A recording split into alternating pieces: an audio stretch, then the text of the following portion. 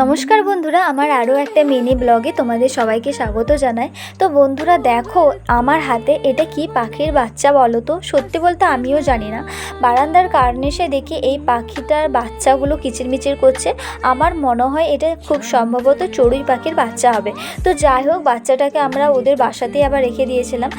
তো ওরা ওদের মতন হয়ে থাক। আজকে আমি তোমাদের সাথে আরও একটা জিনিস শেয়ার করব, সেটা হচ্ছে সকালের ব্রেকফাস্ট এবং বিকেলের নাস্তাতে আমি কি খেয়ে থাকি। যারা ওয়েট গেইন করার জার্নিতে আছো তারা এই রেসিপিটা অবশ্যই পারলে ট্রাই করো, দেখবে তোমরা খুব উপকার পাবে। কি নিয়েছিলাম, একটু ডালিয়া আগে থেকে দুপুরে ভিজিয়ে রেখেছিলাম, গ্রেট করে রাখা আলু, গাজর আর বিট আর পেঁয়াজ কুচি দিয়ে দিয়েছিলাম, ভালো করে চটকে নিলাম। আমি এখানে সাদা তেল ইউজ করছি, তোমরা চাইলে বাটার বা ঘিও দিতে পারো।